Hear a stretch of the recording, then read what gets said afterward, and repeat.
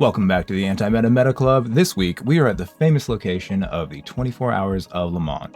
And that means that the Group C cars are dominating. There are something like 20 cars in the class, but only the Group C cars really work. And out of the 5 Group C cars, only 3 of them are actually viable. That means I had to choose one of those as our anti-meta car. Now, 2 of them are pretty much dominating the leaderboard. The third one's not that bad, but I just decided to choose that one. So consider this just a bonus guide for any other guides you might be using. Let's get into it. Of the 3 cars that I think are most viable for this week's race, the 787B was the one that was least represented on the leaderboard, and so that's why I really chose it for this week's race. The Sauber, the Nissan, and the 787B are all pretty good choices when it comes to the race. I would not suggest the Porsche and I would not suggest the Jag because they're incredibly unstable in certain corners and they're kind of deadly. But of the top 3, 787B seemed to be the least represented, so that's why we chose it. Right off the bat, you can immediately see the R92 CP and the Sauber are the meta cars this week. I hit a low 16, I think a high 14 is definitely possible with this car. I'm not sure if there is a true meta, but since the other ones are the ones that are mainly being used, we're going to call this our anti-meta car of the week. When you are starting your lap, make sure you're in 3rd gear to save time from not shifting from 2nd to 3rd. As we approach the first braking zone, keep in mind that if you are on the curbs at all, it will affect your ability to slow down properly. Rather than a specific marker, what I look for is when this curbing starts going perfectly straight right about here. I brake right before that and try to get all the way on the pavement before going full brake.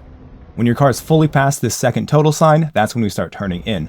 I like to dip down to 1st gear to free up the brakes but keep the car rotating, then back to 2nd before getting back in the throttle.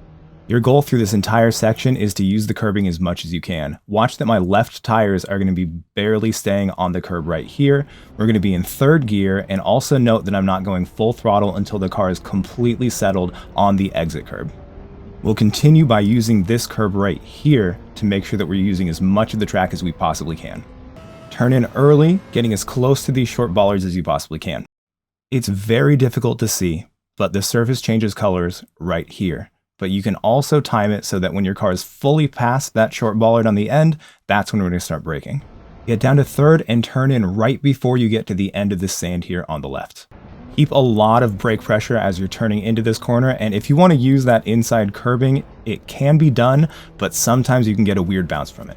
Lift as you turn in and don't go full throttle till you're all the way over that curb there on the inside too. The track dips down right here, so you can really easily lose the front end. Make sure you're steering more than you think you need to and be very gentle on the throttle. The next corner is one of the most important corners, so make sure you study up on this one. Once your nose gets past this blue here on the right, that's when we're going to brake, and you're only going to brake enough so that you can barely clip this inside curb. You want to carry so much speed that you're forced all the way onto the exit curb. As long as your right tires are back over the white lines before the end of the curb, you're good. We're going to use a little movie magic now to fast forward to the next corner because these straights are long. Make sure you're actively looking for the meter boards on the left, and when you get to the 200, position your car just barely within the lines. Right when you get to these 2 marshals on the left, that's when we're going to start braking, get down to 2nd gear before this tree right here, and turn in very early. Get your left tires all the way up on the curb right here, and you're going to come off the brakes before applying them again, off them again as you get all the way on the curb here, then back to 3rd, aiming just for this line right here. You can safely use all of this curbing here on the exit, and you can go all the way to the edge of the asphalt without worrying about dirty tires or a penalty here. Once again, let's time warp. Again, be very vigilant, keep your eyes out for the meter boards. At the 200 meter board, we position ourselves wide, and at the 100 meter board, that's when we brake. For this chicane, I like to turn in 3rd gear right before this little access road on the right. Get down to 2nd right before you get to the curb and then start trail braking, turning really wide so we can get a late apex here on this inside curb. I like to get down to 1st gear, then back all the way up to 3rd. This curb is notorious for giving penalties, so I like to make sure that I'm all the way at the curb before crossing the white line. From there, we try to make it almost a straight shot all the way to the very edge of the asphalt. Once again, you guessed it, it's time warp time. This big total sign is your sign that you need to prepare to brake. I like to start turning in right about the 100 meter board, and what I like to do is actually graze this inside curbing and go pretty much straight to the outer limits of this corner. Get to 1st gear really early and be really careful when you're turning in not to go over too much of the curb, because if you hit it strangely, it can make you bounce. Get to second gear before you get back on the throttle, and please take note of how gentle I'm being on the throttle. You must be very, very patient, because when you're going really slow with a car that has a lot of power, that is when you start getting really, really slippery situations. We're not going to jump ahead through this section because these little kinks here, I see a lot of people taking them wrong. You don't have to go wide for these at all. Just stay really close to them and then go wide to prepare for this corner here. Position yourself wide at the 200 meter board right there, and then drive all the way up onto this green block. Turn in before the end of the green block and brake right when you get to the middle of the curb here. Continue steering as you full brake all the way to the right, getting all the way down to second gear. At the end of this curbing here on the right, that's when we're going to start turning in and trail braking. I try to avoid this inside curb because it's at a different angle than the rest of the road. Very gently throttle out and try to avoid using too much of the curb because it can easily suck you out into the sand. You'll get up to third very briefly as long as you didn't slide your tires out, and right before you get to this meter board here on the left, we're going to downshift all the way to first as we brake very hard and turn in earlier than you think to make sure you can hit this apex right here. Be extremely cautious with the throttle here. If you're really confident, you can use the exit curbing, but I've seen a lot of people get snap oversteer and completely ruin their laps right there. Don't treat this short bit of track leading to the Porsche curves as a corner at all. Just hug the inside, there's absolutely no reason to go wide here. The track goes straight for a bit, but then there's a bit of a left kink before the curves, but again, no need to go wide. Looking for the Goodyear signs on the left, there's another green block, and we're going to brake right when we get to it. We're only braking at 100% briefly, and at the end of the green block, we're going to start trail braking and turning in, aiming to get on the throttle before we get to the end of the inside curbing. Stay full throttle as you go right, then back left to set up for this corner, and I like to actually lift off the throttle and completely go over the curb. Get back on the throttle once you've got full traction and your car's settled, and then lift again for this second left-hander doing the same thing over the curb. Right before we get to this red sign right here, we're going to get to third gear, and we're just going to try to hug this inside corner the entire way through. Once you've bled off enough speed, we're actually going to get back on the throttle just a little bit before we get to this second red sign here on the right. Between this sign and the next, you want to come off the throttle and turn in so you're fully off the throttle by the time you get to this one. Cut this curb as much as you can and be very gentle on the throttle until your car is settled. Then get on the throttle fully, making sure that you don't track out too wide off the track. This next little kink is barely a corner, so don't go wide for either of those. And then right here, we're going to look for the pit entry. Look for the white line triangle before the curb and brake fully, missing the curb there. Get to second and do your best monster truck impression with these first two pieces of curb. You only really need to go to the middle of the track here before turning in for the final exit. Going straight over this curb, being careful with steering, get to third gear, monster truck again, and be very gentle with your throttle application because going too wide here means that you go into the sand and that's the end of your lap. Make sure you're back in the lines before the end of that curb, and you should be all set. Going through at full speed, like I said before, we want to be in third gear as we're starting our lap. A lot of the curbing can be used for braking and accelerating, but it will change how your car behaves, and so if you have like any extra steering or anything like that, it's going to make the car behave a little bit different. So just be careful if you do decide to use the curb for braking there. As you get on the throttle, as you're braking, as you're turning in, it's going to definitely change the weight around, and this car is very stiff, so it can really throw your car off sideways. This corner coming up going onto the main straight is important enough that I would suggest just repeatedly restarting laps until you are super, super confident in it, because it is probably the most important corner. It might be maybe the second or third, but it's definitely within the top 3 of the most important corners on this entire track. I think it's important to actually fast forward through this so you can actually see the scenery and get used to what you should look for before the braking zones, because it's really easy just to kind of lose yourself when you're on these straights. So pay a lot of attention to the scenery leading up to the corners as much as you pay attention to the specific markers at the corners. The track limits on this track are notoriously unforgiving, so pay a lot of attention to exactly how much of the track you can use and which parts of it you can't use. The chicanes are also so far apart that it's easy to lose concentration between them, so it's really important to try to maintain your focus between the corners. This corner is really interesting because a lot of people take it really wide, but I almost do like an extended double apex because you can brake a lot later if you're braking more in a straight line, and by going super wide, you're actually wasting a lot of time too. Like I was talking about in the breakdown, these little kinks do not warrant you going wide at all, so just hug them as much as you can. This corner, your car can break loose if you're not really careful, so be very gentle on the steering. You can go full brake and you can steer while braking, but if you do it too suddenly, you can spin your car around.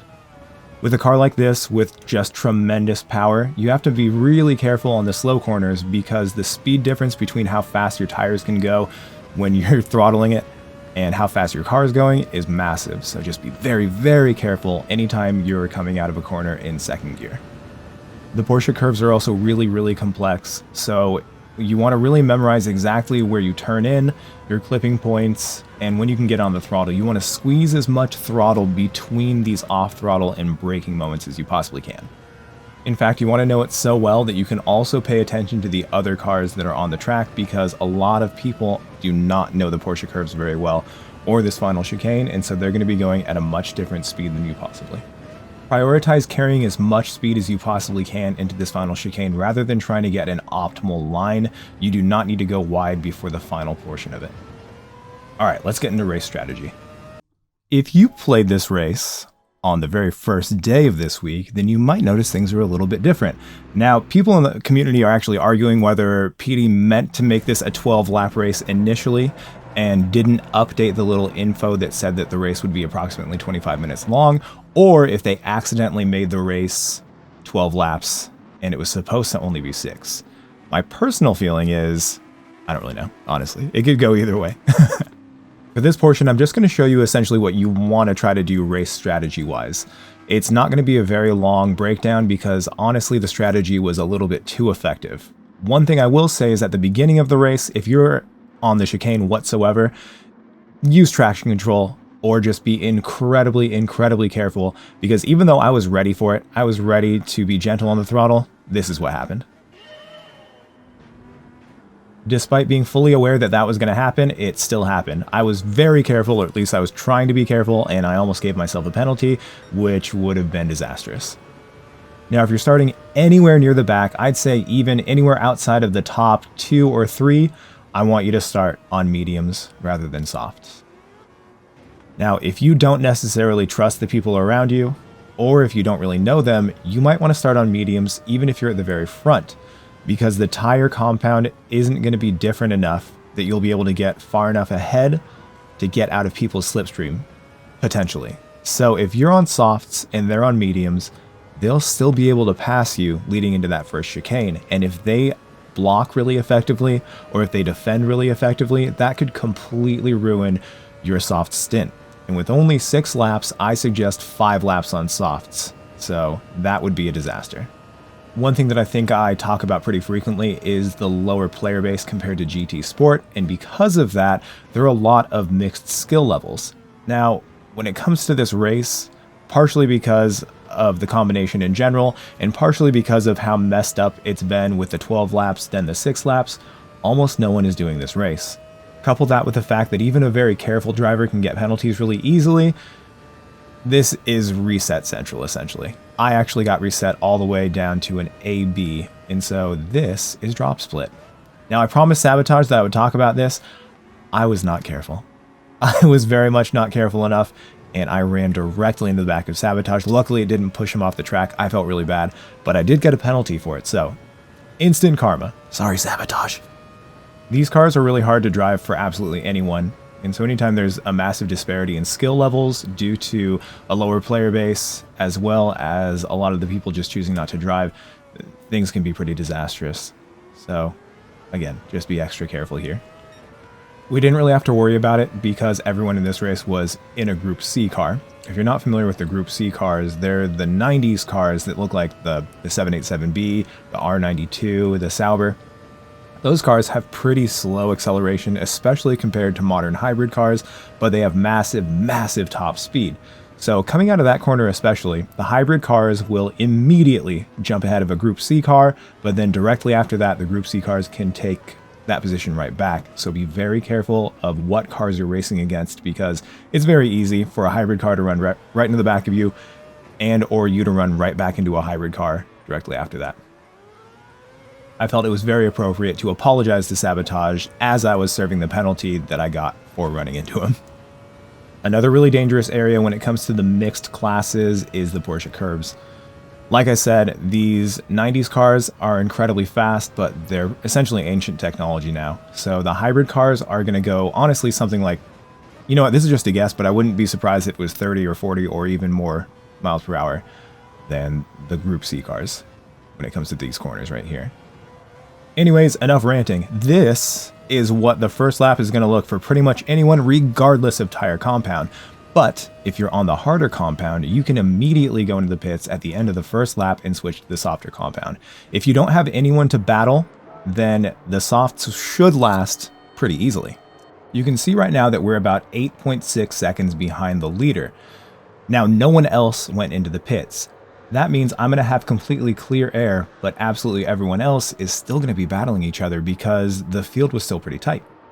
This is also a notoriously long pit stop, so we're going to jump ahead. We pulled into the pit lane at about 3:27 on the race clock, which you can see at the bottom left, and we're coming out at about 4:07. So yeah, the pit is incredibly long. Now we are about 20 seconds behind the next guy up, and we're 34 seconds behind the leader. Given that we were only 8 seconds behind the leader, something was happening up there at the front, which means it was definitely the best call to pit really early. And I think you're going to find a lot of people waiting to the second lap to pit, and that means that is an extra lap where they're battling people, an extra lap where you're going to be going slow, and that is an extra lap where you can go really fast without having to worry about traffic whatsoever. So, in fact, we're just going to fast forward to the end of the race. Okay, sorry, I said the end of the race, but actually I just wanted to show you what it looks like when the final person goes in the pits. Like I've been saying, it is so much faster to be driving by yourself, and most people are going to pit on the second lap. The tires are going to be totally fine, you just have to be a little bit more careful, but the benefits of driving by yourself and just getting a good pace is very clear. We are now 17 seconds ahead of second place just because of the pit strategy. So now we're going to jump to the end of the race. You can see he lost even more time because he did the normal strategy of going softs first, and the medium tires are definitely slower than even worn softs. This is the power of a good strategy. A very smart man once said to me that you will gain infinitely more time with a better pit strategy than you can ever gain on track, and that always seems to hold true. I will admit, however, that this is drop split. As you can see, there are 0 A+ drivers here. As you know, I'm usually an A+ driver, but I got reset from too many people hitting me and pushing me off track today and yesterday. So we're going to actually go to my stream. We're going to look at some clips from my stream when I had a win from the back when the race was 12 laps long. Before we get into what the 787B can do versus the OP cars, I wanted to show you just how powerful the Nissans are, especially when there are Nissans that are working together. As you can see, I was next to him. I even briefly had the slipstream, and right here I'm actually accelerating faster than him, but as soon as I get out of the slip, even when I get back in, his acceleration and his top speed is much better. On top of that, he braked really late, and he still made the corner, maybe at the sacrifice of the other guy, but they were both able to get through that corner despite how late he braked and how fast he was going. And here, when there's two of them working together, it's just completely hopeless. The 787B does accelerate a little bit better, but the top end is just nothing compared to the Nissan. So again, I want to demonstrate that the 787B has really good acceleration, but the longer the straight, the more of a disadvantage it has. I was able to get next to this Nissan, and then we pretty much had equal slipstream, and all things being equal, the Nissan started pulling ahead once again. The 787B, however, handles so well and is so stable that you can be very aggressive when it comes to making moves and defending and attacking on these corners. Things are going to get wild this week, as you can see, but the 787B is very stable even when being roughed around like that. It also has very good acceleration, so as long as you really practice and you do as good as you possibly can to really learn the car, you should still be able to take it to the Nissans. You will, however, still need to be very careful in the dirty air, but that means everyone in your dirty air will also have to be very careful. All things equal, it is very much possible for the Mazda to make very aggressive moves on the Sauber as well. We might have benefited from the automatic ghosting in this corner, but I think we might have been clear anyway. Either way, that helps, but it doesn't work every single corner, so you still have to be careful of more aggressive drivers. Thank you once again for watching my video. If you liked what you saw, please don't forget to like, subscribe, comment, do all of that crazy stuff that every one of us always asks you to do, and I'll be back. Thank you.